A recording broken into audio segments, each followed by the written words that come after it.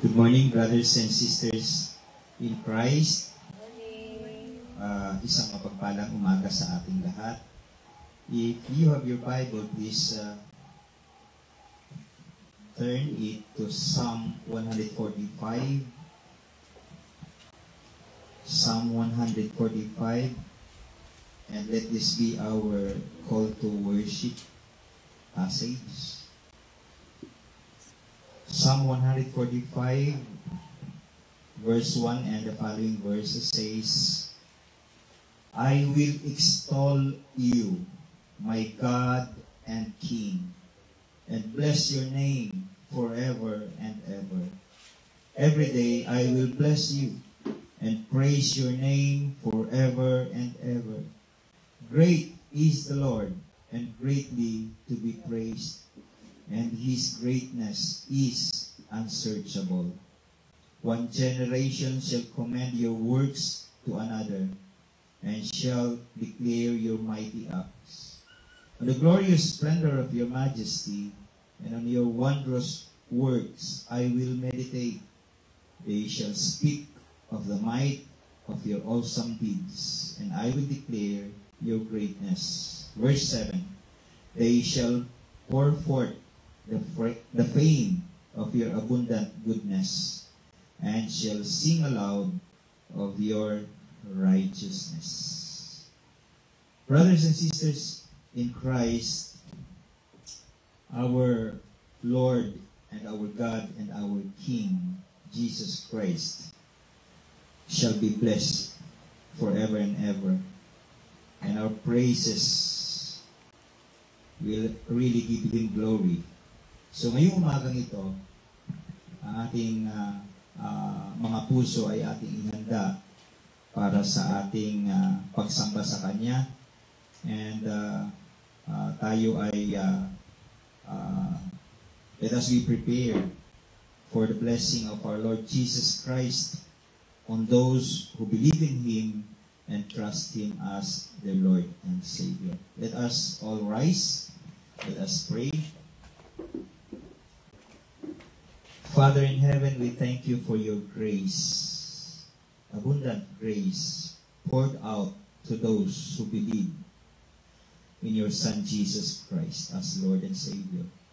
We praise you, O God, for your wondrous works towards us sinners.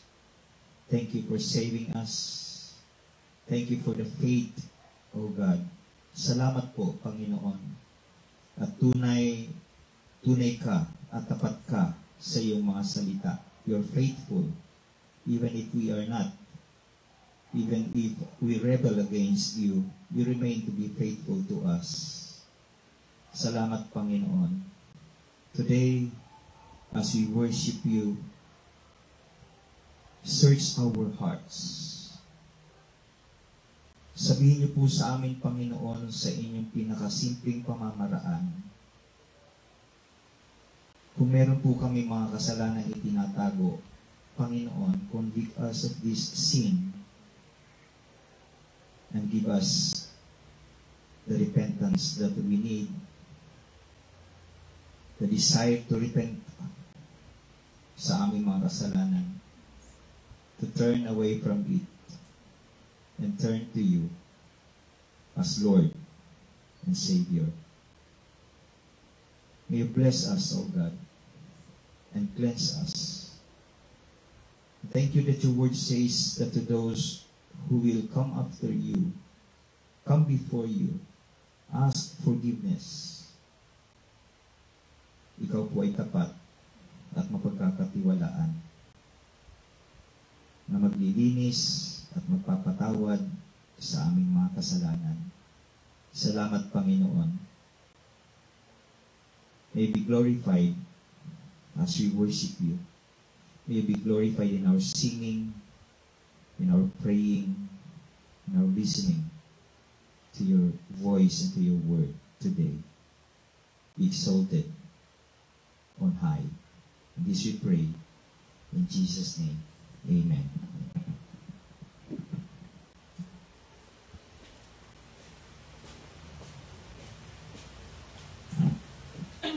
Let's open up our Bible on Psalms 32, and I'll be reading on English Standard Version. And gaya na ng sanayan, salita ko ang ating pagbasa. And for the sake of our visitor here, we have this habit na kung kami ay nagbabasa ng Psalms is first, I'll be the one that read the first verse and susunod ko kayo. And sa last verse ay sabay-sabay ko.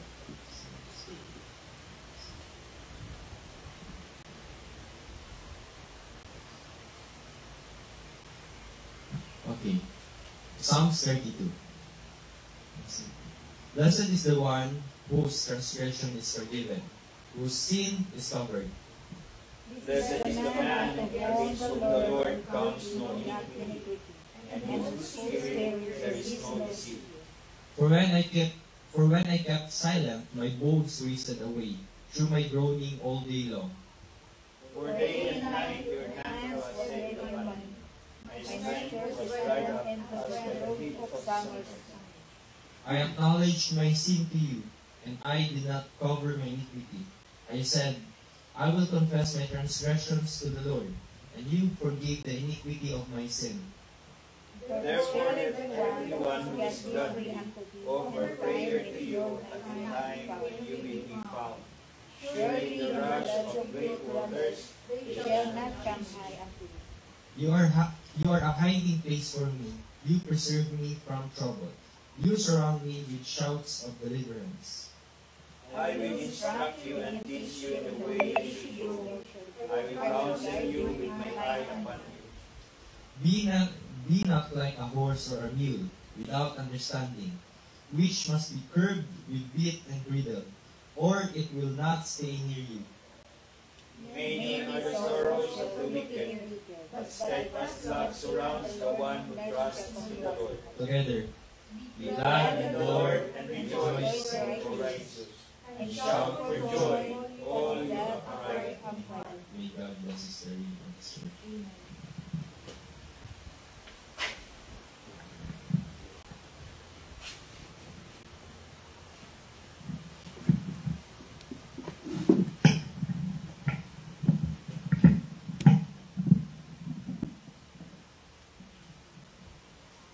Let us now prepare our hearts for our songs and hymns. For our first song, let us sing There Is One Gospel.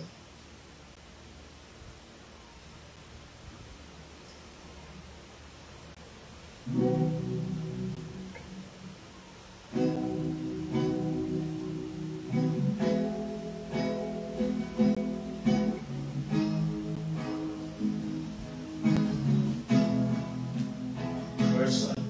There is one gospel on which I stand for all eternity. It is my story, my Father's plan. The Son has rescued me. Oh, what a gospel! Oh, what a peace!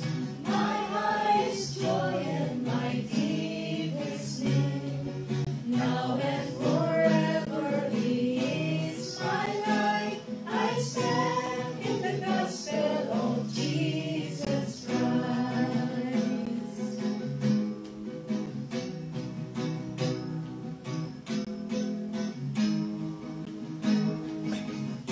Verse 2.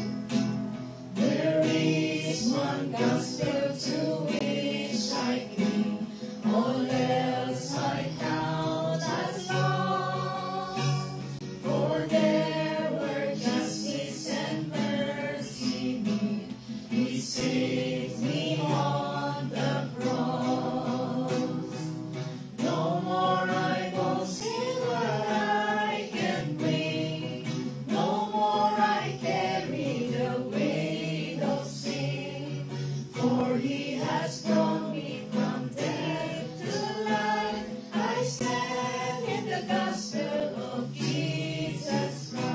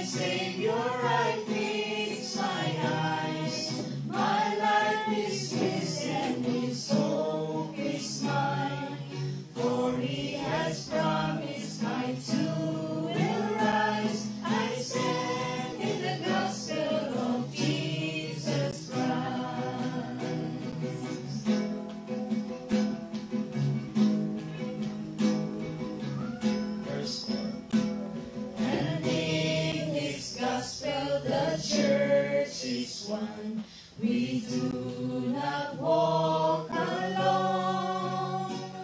We have His Spirit as we press on to lead us safely home. And when in glory still I will sing of His own story that rescued me. Praise to my Savior, the King of life. I stand in the gospel of Jesus Christ. And when in glory still I will sing of His own story that rescued me. Praise to my Savior, the King of life. I stand in the gospel of Jesus Christ. I stand in the gospel of Jesus Christ. I stand in the gospel of Jesus Christ.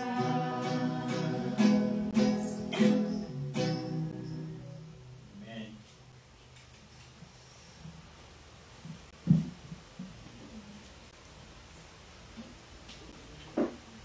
For our second song, let us sing for you, Ben.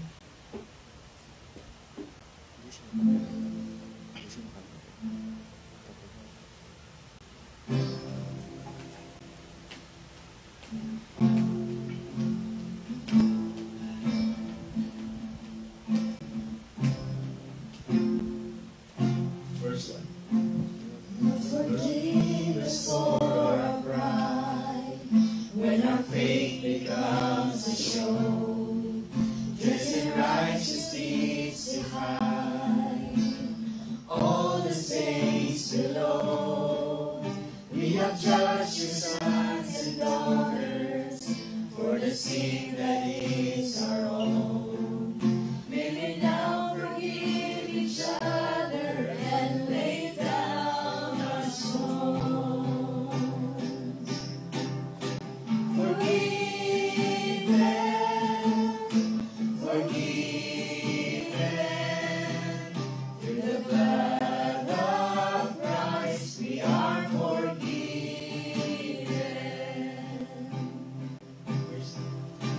Forgive us for our love, all the things we wish to own. We forsake the feast above, for all the crumbs below. Though you made us sons and daughters, we do not the world disown.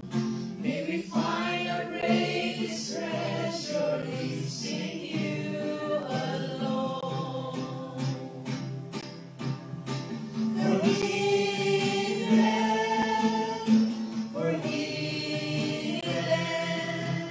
Through the blood of Christ we are forgiven. Forgive them. Through the blood of Christ we are forgiven.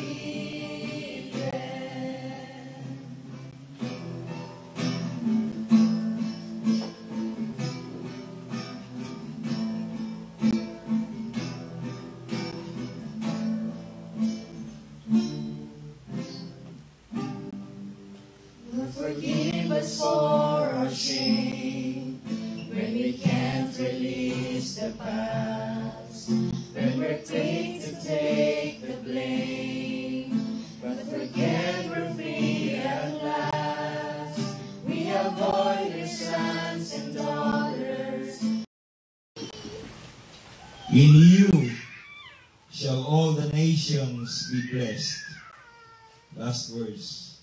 So then, those who are of faith are blessed along with Abraham, the man of faith. Let us pray. Father, thank you for your witness upang magpatunay din na ang salvation ay by grace through faith alone. And here, we see that Abraham was called to the witness stand. Para ba sinasabi ni Paul, Abraham, Father Abraham, magpatutuo ka na. Of course, alam ni Paul na malaking impact ang pag-witness ni Abraham dahil nire-respeto siya ng mga Jews. Kulang na lang sambahin. I-worship ng mga Hudyo si Abraham. And as we read verse 1, kung titignan natin yung verse 1, Romans chapter 4, verse 1, sabi niya rito, what then shall we say was gained by Abraham, our forefather, according to the flesh? Tinawag ni Paul or in-emphasize ni Paul na si Abraham is our forefather according to the flesh. Our forefather. Kapag ka kinonsider mo ang isang tao as your father or forefather, ninuno mo, and then, I guess, igagalang mo talaga siya. Magbibigay ka ng respeto sa kanya. To the Jews, napakalaking bagay ng ipakilala o tinawag or minention ni Paul si Abraham. Napakalaking bagay dito dahil naniniwala sila na si Abraham ay isang supreme example ng isang matuwid na tao. To the Jews, Abraham was a supreme example of a righteous man. If you will go to John chapter 8 verse 39, they even called Abraham as their father. Sabi ng mga Hudyo, Abraham is our father. Ano nga ba ang karanasan ni Abraham patungkol sa salvation? Yun yung gusto nating makita at yun yung gusto nating pag-aralan. Hindi ba si Abraham ay nanggaling din sa isang idolatrous na family na ang sinasamba ay hindi si Yahweh, kundi mga idols? Punta kayo saglit sa Joshua chapter 24. Joshua 24 verse 2.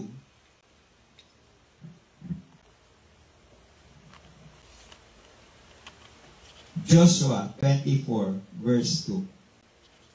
Diyan na kayo? Kung titignan natin,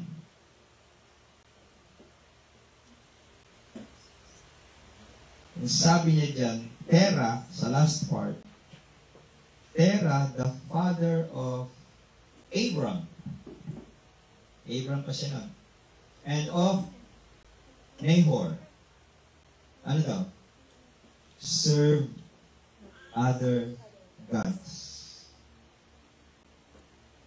They were idolatrous people. Sumasamba sila sa Diyos-Diyosan. Hindi yung tunay na Diyos. Hindi si Yahweh ang kanilang sinasamba. Marami silang Diyos-Diyosan. Marami silang deities na sinasamba.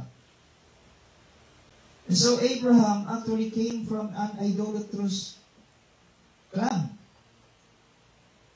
But if we will look at the accomplishments of Abraham, kung titignan natin yung mga accomplishments niya, maiintindihan natin kung bakit siya supreme example sa mga Jews.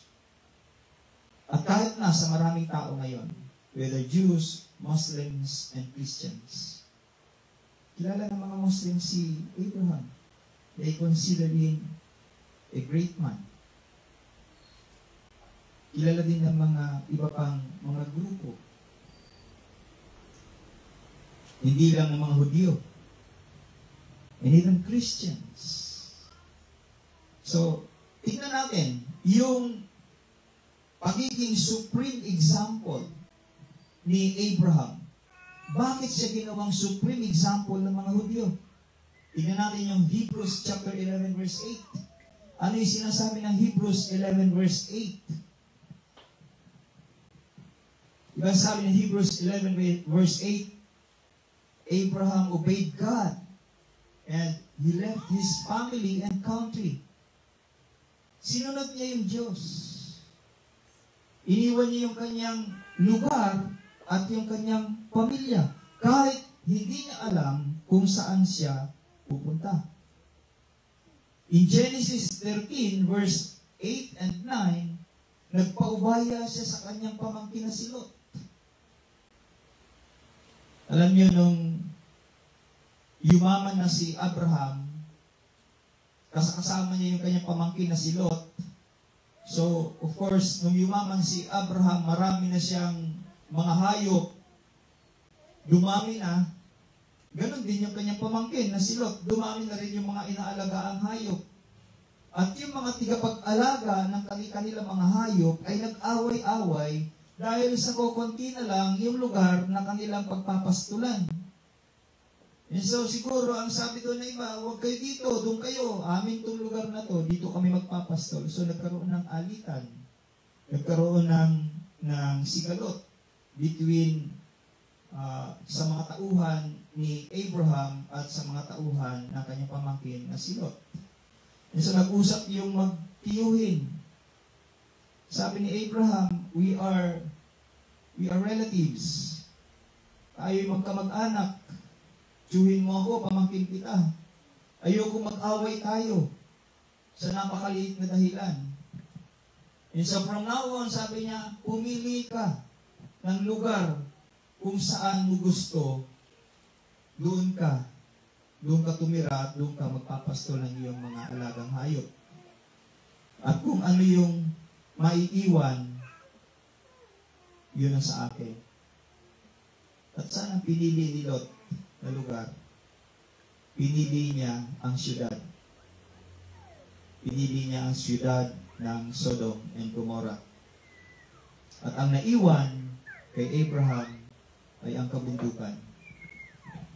So nagpaubaya si Abraham sa kanyang pamangkin. In Genesis chapter 14, ito naman yung account kung saan na-captured si Lot ng mga kalaban dahil naggera, nandun na siya sa Sodom, natalo yung hari ng Sodom at ginawang bihag yung lahat ng mga naninirahan sa Sodom at nabalitaan ito ni Abraham. At dinala niya yung kanyang mga trained warriors, soldiers, na mahigit kumulang sa 300 at hinabol nila yung mga kalaban upang iligtas yung kanyang pamangkin na si Lot. And so nakipaggera siya doon, nakipaglaban siya. At nabawi niya, in short, nabawi niya ang kanyang pamangkin na si Lot. And then, nung nanalo siya sa giyera, ano ang ginawa ng hari ng Sodom? Inalok siya ng mga kayamanan. Sabi niya, pwede mong kunin yung mga kayamanan na yan, yung mga lahat ng mga kayamanang dala ng mga tinalo mo, pwede mong kunin. Sabi niya kasi doon sa nung unang panahon, kapag gano'n nanalo ka sa giyera, pwede mong kunin lahat ng mga ari-arian ng mga natalong kalaban. But ano ang sinabi ni Abraham? Tinanggihan niya ito. Tinanggihan niya. Sabi niya, siguro yung mga kasamahan ko, pwede lang kunin yan. Pero ako, hindi ko kukunin ang mga iyan. Baka mamaya sabihin mong yumaman ako dahil sa iyo. Makikita natin yung pananampalataya ni Abraham sa Diyos.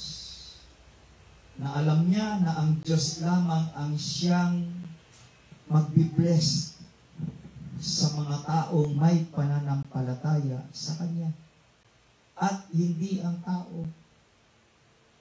And then, in Genesis 14 verses 18 to 20, makikita natin na si Abraham ay nagbigay ng kanyang ikapo kay Melchizedek. Nung blines siya ni Melchizedek, pinagkalooban naman ni Abraham ng ikapo, yung hari ng Salem. na si Melchizedek. Hari, at the same time, high priest. Si Melchizedek, which is a picture of our Lord Jesus Christ. Ilan lang yan sa mga accomplishments ni Abraham. Napakaunti. Pero kung titignan natin ang scripture, ang Bible, napakarami ng kanyang accomplishments. Kaya ginawa siyang supreme example ng mga Jews. Yung kanyang mabubuting gawa ay talagang ginagawa ng mga Jews ay talagang inaalala nila. Kaya ang kanilang pagtingin kay Abraham ay kanilang ama. Kung ang salvation ay makakamit through good works o pagsunod sa kautusan, pwedeng sabihin ni Abraham, tignan niyo ang mga nagawa ko.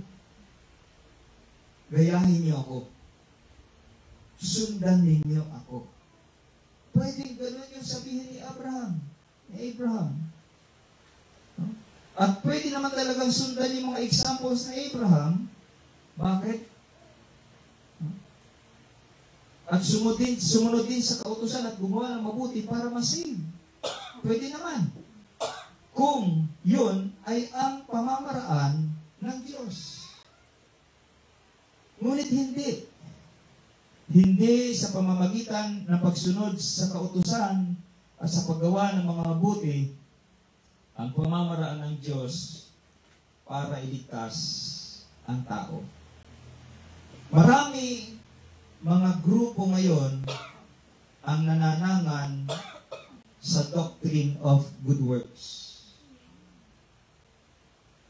as means of their salvation. Ang dami. Napakaraming grupo. They believe that they will be saved through good works. Kaya kung ano-ano ang kanilang pinagagawa. But Paul is very clear here. Ang pagsunod sa kautusan ay magbubunga ng kayabangan. This is very clear. Ang pagsunod sa kautusan ay magbubunga lamang ng kayabangan. Kaya sa verse 2, kung titignan natin yung verse 2, sabi niya dito, may tanong dito. Verse 2, for if Abraham was justified by works, he has something to boast about. Sabi niya lang, kung ang pamamaraan is to do good works, pamamaraan ng justification is to do good works, or kung si Abraham ay na-justify by works, meron siyang ipagmamayabang. Totoo naman. Kaya nga siya supreme example ng righteousness. Nakita natin yung ilan sa mga examples ng kanyang accomplishments. So, meron talaga siyang ipagmamayabang. But anong kasunod? Anong kasunod ng mga pangungusap dito sa verse 2? But not before God, sabi niya. But not before God. Not before the Almighty and all-knowing and sovereign God. At alam na alam ito ni Paul, kaya nga nasabi niya sa Philippians chapter 3, verse 8 and 9, sabi niya, indeed, I count everything as loss because of the surpassing worth of knowing Christ Jesus my Lord. For His sake, sabi niya, I have suffered the loss of all things and count them as rubbish in order that I may gain Christ and be found in Him, not having a righteousness of my own that comes from the law, sabi niya, but that which comes through faith in Christ, the righteousness from God that depends on faith. Brothers and sisters in Christ, God will never be impressed sa mga good works natin. And God will never be impressed sa mga good works ni Abraham. Why? As the prophet Isaiah says, our good works are just like what? Filthy rags. maruming basahan, yung mga good works natin. Isang proof na it is not by works, that salvation is not by works. One proof that I can give you. Ito. Mula nung ipinanganak ka, hanggang sa huling hininga mo. Sipin nyo, mula nung ipinanganak ka, hanggang sa huling hininga mo, kailangan mong gumawa ng mabuti. Kaya mo? O sabihin na lang natin, mula ngayon hanggang sa mamatay ka, kailangan mong gumawa ng mabuti. Araw-araw, oras-oras. So kaya ba natin yan? Hindi natin kaya. Brothers and sisters and friends, works won't work. We are not infinite. May hangganan po tayo. We are not perfect. May limitasyon po tayo. And our works will always be insufficient. May kakulangan po tayo.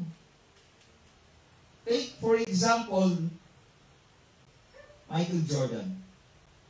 Sino nakakilala kay Michael Jordan? Taas kamay. Dati nakakilala. Kilala mo si Marlene, si Michael Jordan?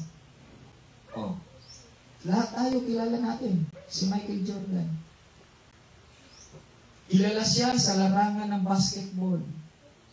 Magaling siya sa scoring, lalong-lalo na sa kanyang mga signature slam dunks. Tama? Mga signature slam dunks. Pero ngayon, hindi niya na magawa ang mga nagagawa niya noon sa basketball. Maganda na siya. Yung gusto kong i-point out dito, mga kaibigan at mga kapatid, meron siyang limited strength. Ang tao ay merong limitadong kalakasan.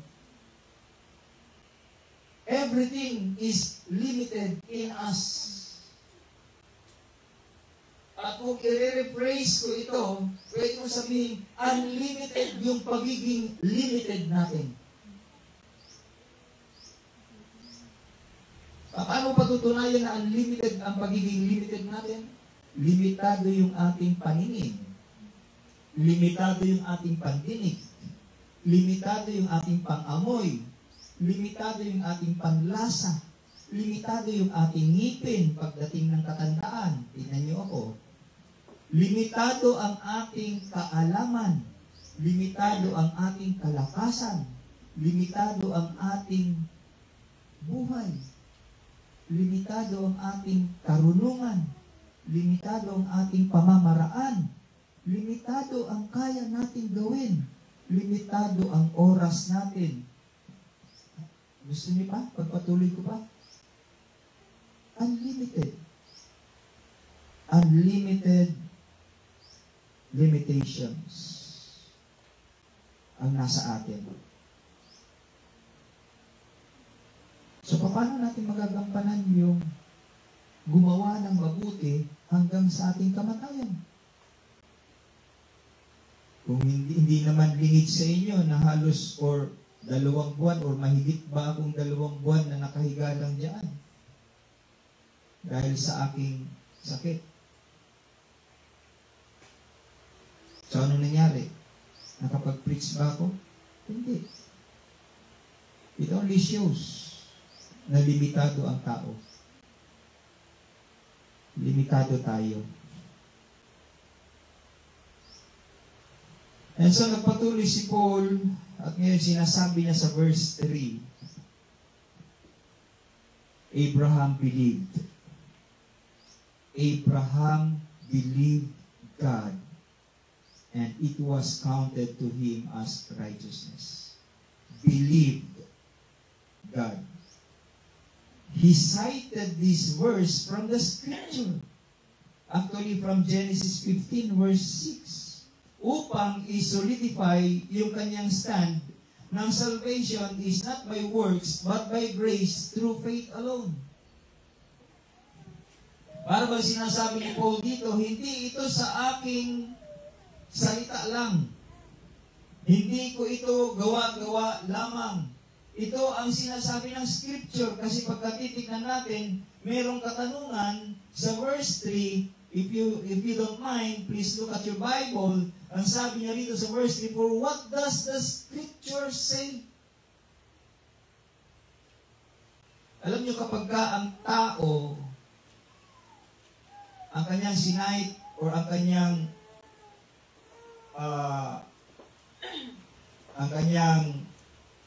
sabihin ko, pangontra isang scripture na, mawawalan ng visa yung mga sinasabi ng kanyang katunggali, ng kanyang kalaban. At alam ni Pablo ito. Kaya sabi niya sa verse 3, what does the scripture say? Sinasite niya ngayon yung scripture. Meaning sinasabi niya, hindi ito sa akin. It is not my own understanding. It is not my own word. Wala ako dito. This is the scripture. At dahil ito ay mula sa scripture, sabi niya, ito yung paninindigan ko. Ito yung sasabihin ko. Ito ang ituturo ko at ito ang paniniwalaan ko. Sana ganun din tayo, mga kapatid. Bakit? Ito na yung pamamaraan ng Diyos noon pa. Noon, ngayon, at magpakailanman. Hindi yan TV ha, hindi yan palabas. This is ordained by God. At wala tayong karapatan upang baguhin ito. Walang halaga ang salita ng tao against sa salita ng Diyos. Scripture is our ultimate and final rule for faith and practice. Again, ulitin ko. The Scripture is our ultimate and final authority. Final rule for faith and practice.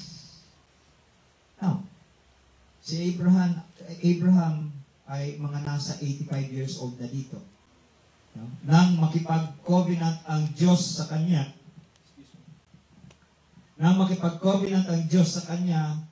he is somewhat like 85 years old na. And matanda na. 85, matanda na. Si John MacArthur namatay ng 86. So matanda na. Ang 85. No? And of course, siguro kahit na ang lalaki, kapag sabihin natin, kahit na umabot naman yung 90, yung lalaki sa 90 or 100, hindi man nagbabago yung kanyang capability to alam niyo, yung magkaroon ng anak. But of course, yung asawa niya, si Sarai, ilang years ang gap nila? 10 years? Yes, 10 years. Si Sarai that time, kung si Abraham ay 85, then si Sarai is 75. Magkakaanak pa ba? Hindi na. Pero nung dumalaw ang anghel ng Panginoon, dumalaw ang Panginoon sa kanila at sinabihan si Abraham that Sarai will conceive, mabubuntis si Sarai, magkakaroon siya ng anak na lalaki. Sabi ni Sarai doon sa kanyang kwarto, tumawa si Sarai. Paano kaya ako mabubuntis? 90 years old na ako. That time, 90 years old na siya. Pero dito, 75 years old pala si Sarai. Pero it is really very impossible for us to think na yung 75 years old ay manganganak pa. Diba? 50 nga lang, hindi na pwede manganak. Diba? Nag-menopause na. Minsan, 40 years old lang, menopause na. Meron maaga nag-menopause. So, nung makipag-covenant ang Diyos kay Abraham was 85 years old. And Sarai was 75 years old. Tanda na si Abraham. At ito yung kanyang, sabihin ko, worry. Wala siyang anak na magiging tagapagmana ng kanyang mga ari-arian. Alam nyo yung anak ay importante yung anak na lalaki ay napaka-importante ng unang panahon. Mauna sila ang mga manununod, sabi pa ng Bisaya, igapagmana. At dito, dahil si Abraham ay napakayaman na, ngunit tinitignan niya yung kanyang lahi, sabi niya, wala akong pagmamanahan ng lahat ng ito, kundi yung aking pamangkin. Dahil wala naman akong anak. And so, nung sinabi ni Yahweh sa kanya, 85 years old siya, sinabi ni Yahweh, gagawin kitang ama ng maraming bansa. And then, nung sinabi niyang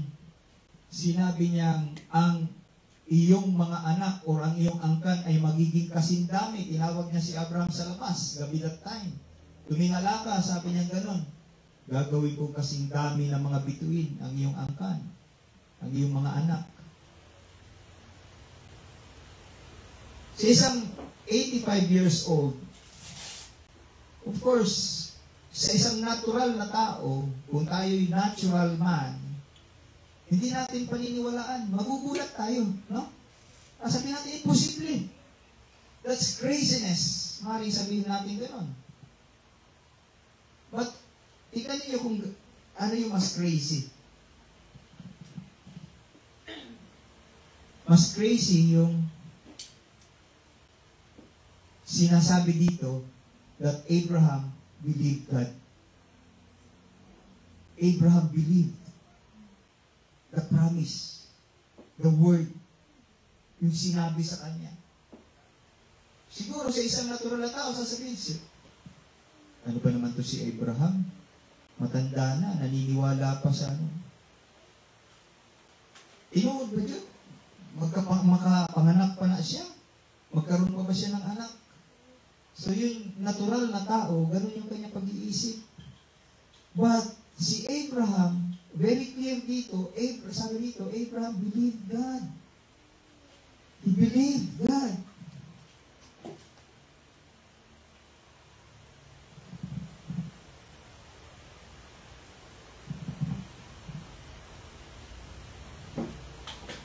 Pinatutuhanan ito ng scripture mismo. Sabi niya rito, sa verse 1, or sa verse 3, Abraham believed God, and it was counted to him as righteousness. Now, let's look at this verse. Let's do a little Bible study here. Believed, tingnan niyo yung word na believe. Sa Greek yan, that is pistio. Pistio, meaning to trust. To have faith. To trust or to have faith. Si Abraham ay nag-trust or nanalig sa Diyos, sa sinabi ng Diyos. At dahil dito, sa trust na to, sa faith niya, sa sinabi ng Diyos, itinuring siya ng Diyos na matuwid. He was counted as righteous. Now, again, ano yung counted? Ano yung word na counted as righteous? Counted, again, dahil nasa New Testament, kita natin yung Greek word na counted. This is in Greek, logizomai, meaning to reckon, to consider, to account, to think, to impute. Sabi ng Interlinear Bible, logizomai describes the mental act of reckoning, calculating, counting something as true, or crediting something to an account. While the term can speak of simple arithmetic and deliberation, the New Testament frequently uses it for God's gracious act of crediting righteousness. I hope nakuha ninyo. The New Testament frequently uses the word logizomai for God's gracious act of crediting righteousness. Ginagamit po ng New Testament, lagi yung salitang logizomai or yung salitang counted or yung credited bilang pagpapakita ng gracious act of God in crediting righteousness to a sinner. Yan yung sabi ng Interlinear Bible. And according to John MacArthur, sa MacArthur Study Bible, sabi ni MacArthur Study Bible, it is a one-sided transaction. Logizomai is a one-sided transaction. Abraham did nothing to accumulate it. God simply credited it to him. God took his own righteousness and credited it to Abraham as if it were actually his. Credit yung righteousness ng Diyos. Ipinasa kay Abraham na isang makasalanan yung righteousness ng Diyos na para bang totoong galing din kay Abraham yung righteousness na yun. And God did this. Bakit niya ginawa ito? Ano ang nagtulak sa Diyos upang gawin ito? Sabi ni John ng MacArthur Study Bible, God did this because of Abraham. Because Abraham believed in Him. Tignan niyo kung gaano ka-importante yung word na believe. Kung gaano ka-importante yung faith. Kaya ang righteousness was credited to Abraham because he trusted God in His Word. Now, going forward, ang pinakapunto rito ni Paul, makikita natin sa verses 4 to 5, kung saan ipinaliwanag pa niya ng maayos yung works-based salvation against salvation through faith alone. Verse 4, sabi niya, kung titignan ninyo sa inyong mga Biblia, verse 4, please, sabayan niyo ako. Sa verse 4, sabi niya rito, to the one who works, his wages are not counted as gift, but as his due. His wages. Tingnan niyo yung mga term na ginamit dyan. These terms are financial terms. Wages. Due. Sabi niya ganun. And I would like to stress on the word due. D-U-E, due. Sa original na pagkakasulat sa Greek, ito ay utang. Utang. So kung ang salvation ay sa pamamagitan ng works, ang kaligtasan ay magiging utang ng Diyos sa tao na kanyang ililigtas. Hindi na gift of grace. Utang na. Nagkaroon ng utang ang Diyos sa isang makasalanang tao. Ngunit malinaw ang scripture na nagsasabi. Tignan natin muna yung sinasabi ng Genesis 15 verse 1. Sa King James Version, tinignan ko to. Sige, puntahan nyo yung Genesis chapter 15 verse 1. Ang Genesis chapter 15 verse 1, sa English Standard Version, ang sinasabi niya, ito, pakinggan ninyo. Basahin ko. After these things, the word of the Lord came to Abram in a vision. Fear not. Si Yahweh nagsasalita dito. Fear not, Abram. I am your shield. Your reward shall be very great. But in King James Version, sabi niya sa King James Version, yung last part, sabi ni Yahweh, I am thy shield and thy exceeding great reward. So, sino daw yung reward? Ni Abraham? Hindi kundi sino ang reward. Ultimately, ang reward ni Abraham is ang Diyos. At yun din po yung magiging reward ng every believer of Christ. Every follower of Christ. His reward is Christ Himself. Our Lord. And God. Jesus Christ. Napakalinaw na sinasabi niya rito, sabi, I am thy shield and thy exceeding great reward. Ibig sabihin na ang Diyos mismo ang magiging reward ni Abraham. Kaya kung sa pamamagitan ito ng kanyang works ni Abraham, na magkakaroon siya ng righteousness, hindi na reward, kundi utang na kailangan bayaran. So nagkaroon pa ng obligasyon ng Diyos sa kanya ngayon. Nabayaran siya dahil nagkaroon ng utang ang Diyos. Isipin nyo, ito, isang illustration. Kung nagtatrabaho ka sa isang company,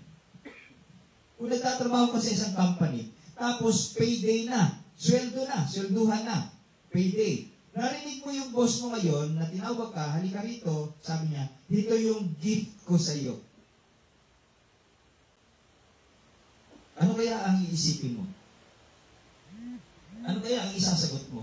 Di ba ang isasagot mo, uy, boss, hindi mo yung gift sa akin? Pinagtrabahuan ko yan. Sweldo ko yan. Di ba? Tama? Sweldo ko yan. It is not your gift. That's my wages. That's my wage. That's my sweldo. So ngayon, kung gano'n ang magiging sitwasyon, nagkakaroon na yung tao ng kayabangan. Di ba? Pinagtrabahuan ko yan. Sweldo ko yan. Hindi mo yan gift sa akin. Magiging boastful na ang tao kasi pinagsikapan niya na ito. Siya ang trumabaho. Kaya kung works-based ang salvation, magiging mayabang ang tao. Kaya nga sabi ni R.C. Sproul, ayokong pumunta sa langit kapag works-based ang salvation. Kasi alam ko maraming mayayabang sa langit pagka ganyan ang pamamaraan kung works-based ang salvation. Kaya obligado ang Diyos na bayaran. Hindi na siya gift, hindi na grace. Kaya ang works-based salvation ay isang false view of salvation. The works-based salvation is a false view of salvation. At kailanman ay walang pagkakautang ang Diyos sa taong makasalanan. Bear that in your mind. Never na magkakaroon ng utang ang Diyos sa isang makasalanang katulad ko. Ako, ikaw, tayong lahat ang may utang sa Diyos. At hindi natin kayang bayaran yun. Kaya nga may umako. Diba? Merong umako na siyang magbabayad. Inako ng ating Panginoong Jesucristo, bugtong anak ng Diyos, yung pagkakautang natin sa Diyos. Kasi kung hindi natin ito mababayaran, sure ball tayong lahat sa impyerno. Pero dahil sa napakasaganang awa ng Diyos, ipinagkaloob niya yung kanyang bugtong na anak na si Kristo Jesus, upang sa lahat ng sumampalataya sa Kanya ay hindi maparusahan, bagkus ay magkaroon ng buhay na walang hanggan.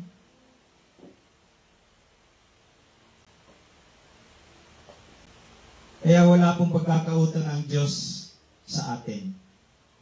Agree? Kung ayaw nyo mag-agree, yung scripture nagsasabi. Job chapter 41 verse 11. Tingnan nyo. Job 41 verse 11. Before ng Psalm. Job 41 verse 11. Ano sabi niya? Sundan niyo ako. Job chapter 41 verse 11. Who has first given to me? Sino ang nagbigay sa akin? That I should repay him. Tinatanong ngayon ni Yahweh. Huh? And then ang sabi niya sa kasunod, whatever is under the whole heaven is mine. Whatever is under the whole heaven. Hanggang saan kaya yung heaven?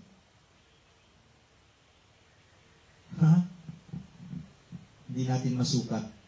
at lahat ng nasa ilalim ng langit sa akin. Sabi ng Diyos. Kaya kanino ako may utang na dapat kong bayaran? Sa akin lahat. Sabi ng Diyos. At kinote ito ni Paul sa Romans 11:35.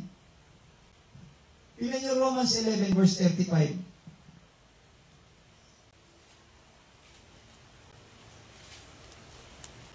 Sabi dito sa Magandang Balita Biblia, sino ang nakapagbigay ng anuman sa kanya na dapat niyang bayaran? Di ba wala? Wala. Kung sabihin niyo, nagbigay ako kanina ng offering. Sa'yo ba yun? Hindi. Sa'yo ba ang kalakasan? Hindi. Sa'yo ba yung buhay? Hindi. Kaya nga diniscuss ko na kanina, sabi ko, we are unlimited in our limitations. We are infinite. We are imperfect. And we are insufficient. Sabi ni John MacArthur ulit, salvation is always. Didiinan ko yung word na always kasi timeless. Salvation is always a sovereignly given gift of God's grace. Yan po yung sinasabi ng chapter 3, Romans chapter 3 verse 24 and Ephesians chapter 2 verses 8 and 9. To those who will believe, according to Romans chapter 1 verse 16. Yun yung sabi ni John MacArthur. Kaya, ang teorya ng works-based salvation ay actually hindi makakapagligtas dahil hindi ito ang pamamaraan ng Diyos.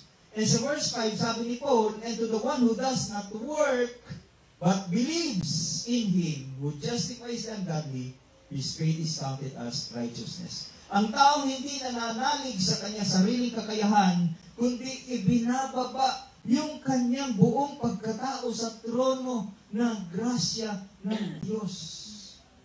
Kapag kasi sinasabing trono ng grasya ng Diyos, that is sa kanyang paanan. Yung taong ibinababa yung kanyang sarili sa paanan ng Diyos, ang siyang ituturing ng Diyos na matuwid. And even the ungodly person who believes God, again, yung word na believe dyan is a trust. It is a saving faith para hindi kayo malito. Yung every time nasasabihin natin believes, that's a saving faith. Dahil ang example na natin si Abraham. So, ituturing ng Diyos, even the ungodly person who believes God can be saved. Can be saved. Even the ungodly person who believes in Christ Jesus.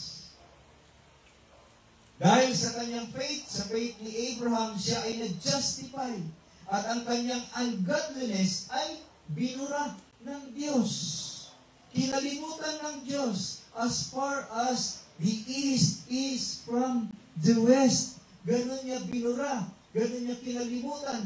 Yung kasalanan ni Abraham at lahat ng kasalanan mo, ng kasalanan ko, na nananampalataya kay Kristo Jesus ay binura ng Diyos.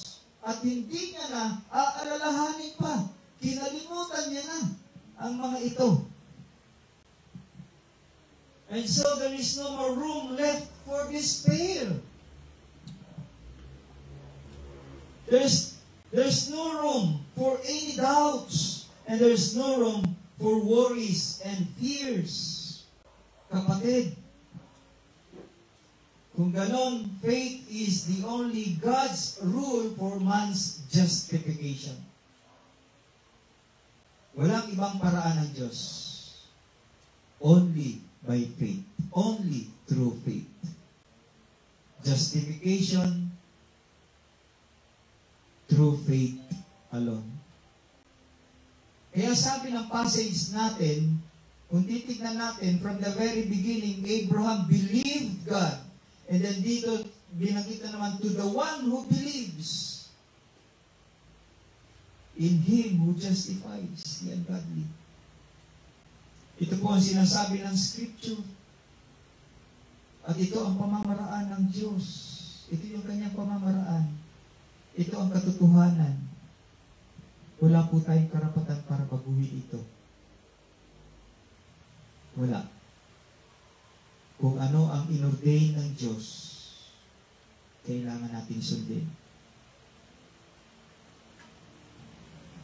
Dahil ito ang katotohanan. Pero para maniwala pa talaga, yung mga listeners ni Paul, kasama tayo ngayon. Nagbigay pa siya ng isang paglalarawan. Nagbigay pa siya ng isang example sa pamamagitan ng Psalms 32 verse 1 and 2. Tumungo po tayo sa Salmo 32. Yung ating binasa kanina sa Psalms. Reading from the Psalms natin, 32. Verses 1 and 2. Babasahin ko sa Magandang Balita, Biblia. Nasabi niya rito,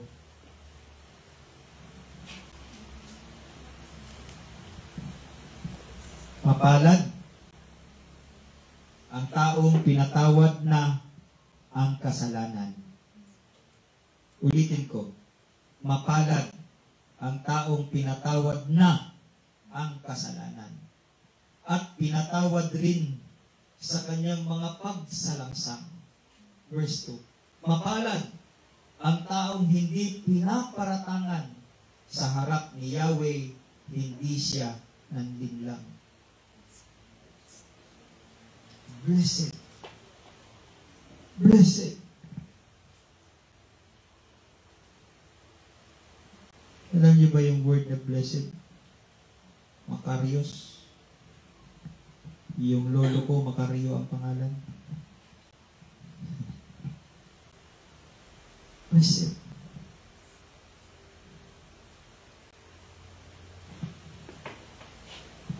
Blessed are those whose lawless deeds are forgiven and whose sins are covered.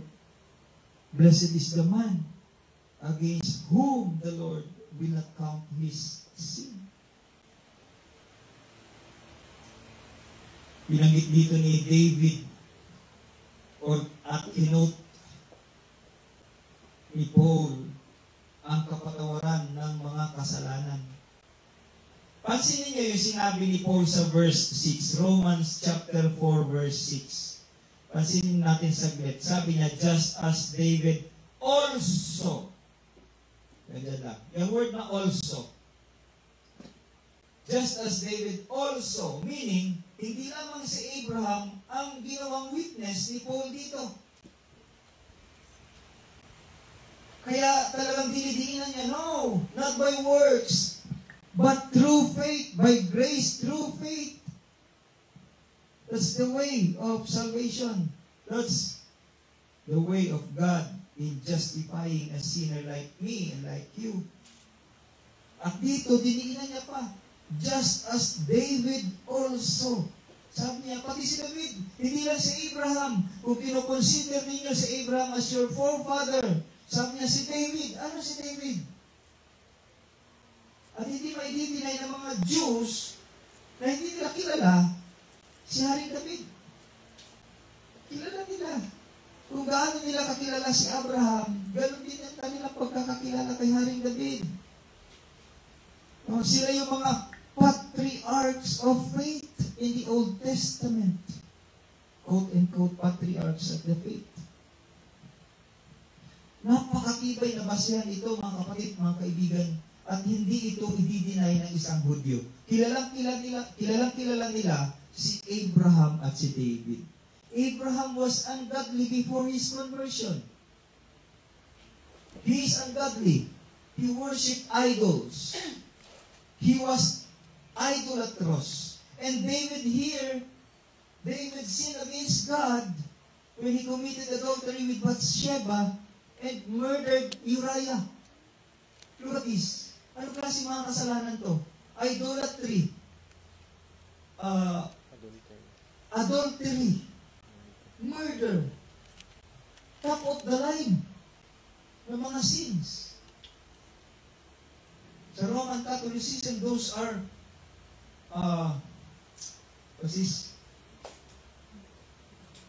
great sins, yung mortal sins. Pagpatay, pangangalunya,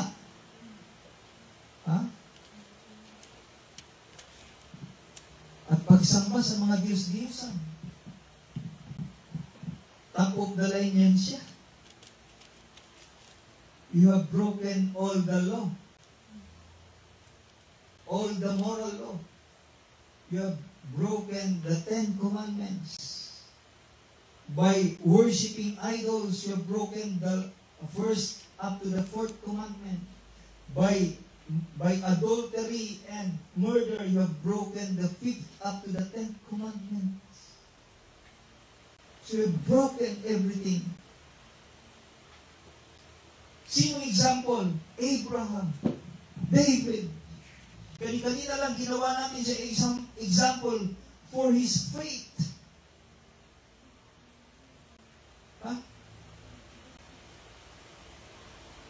And here, again, sabi ni Paul, kung hindi pa sapat sa inyo si Abraham, ito pa si David.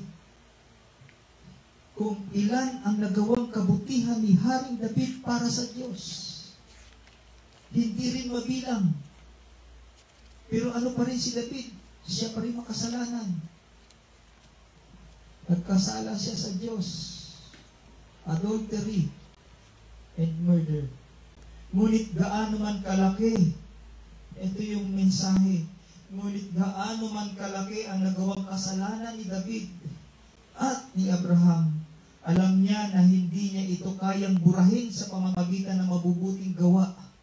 Ganun pa man, alam ni David ang doctrine of imputation. Alam ba natin ang doctrine of imputation?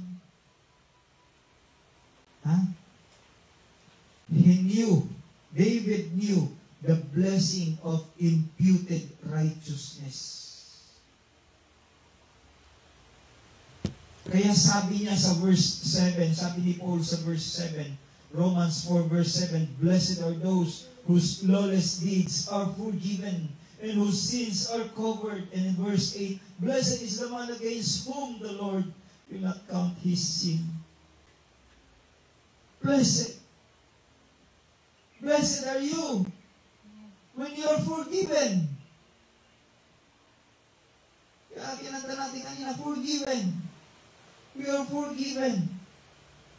If you truly repented from your sin and trusted in Christ Jesus as the one who can give righteousness to you, then you are forgiven and you are blessed. You are blessed. The true blessing comes only to those who are pardoned, given pardon from their sins. Kaya mga kapatid, siguraduhin natin ang ating mga kasalanan ay tunay na napatawad ng Diyos. Dahil ito lamang ang paraan upang matanggap natin ang pagpapala ng Diyos. His righteousness. His reward. Not things, not anything. Ultimately, He is our reward. Yun yung sinabi niya kay Abraham. I am thy great reward.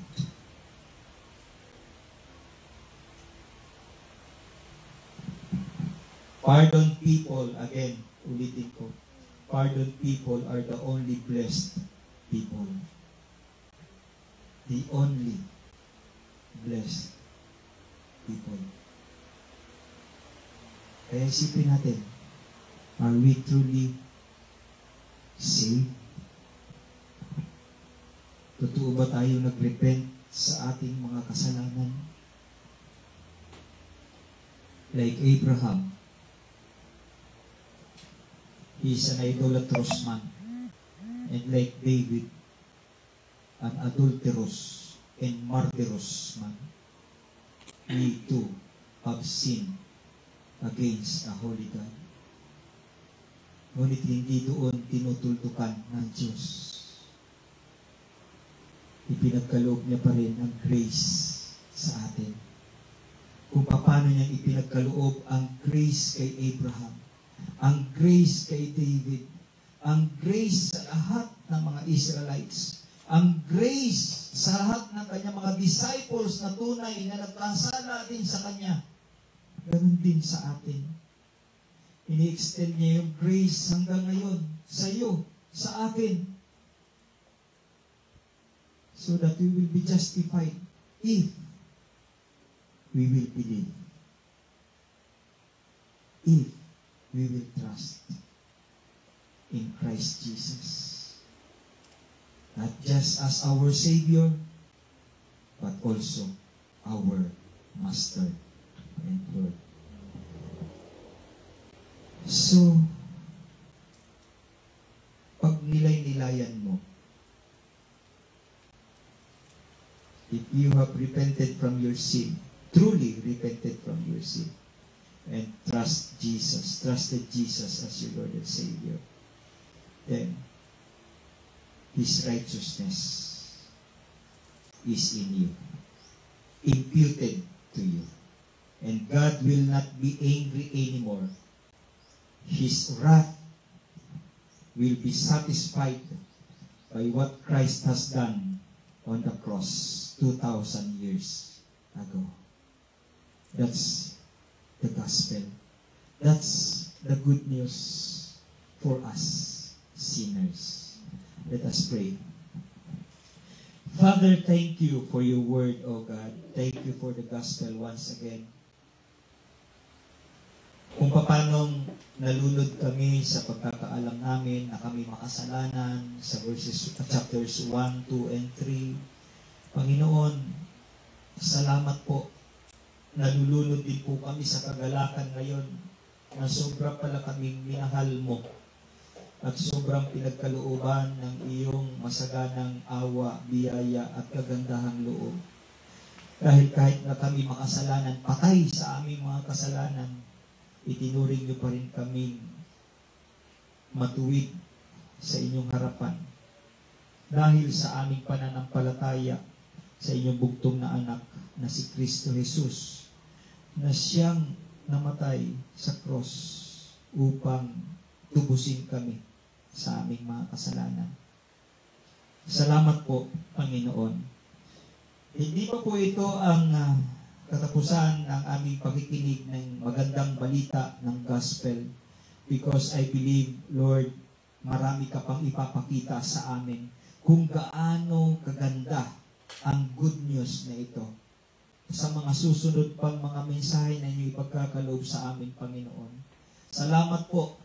Salamat, Panginoon, na tunay na maiintindihan namin ang inyong ebanghelyo na siyang nagdadala ng kaligtasan sa lahat ng sumusuko, nagsisisi,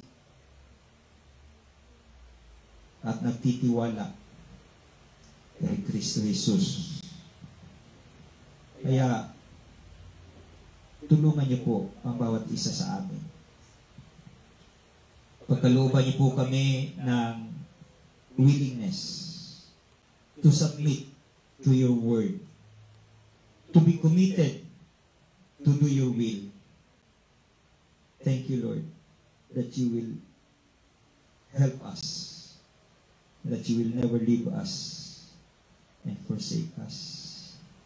We praise you, O God, and we glorify you, O Lord. This we pray in Christ's name. Amen and amen. Let us all stand. Tayo po'y tumayo at tanggapin natin ang pagpapala mula sa ating Panginoon at tagapagligtas. Pataas natin ang ating mga kamay.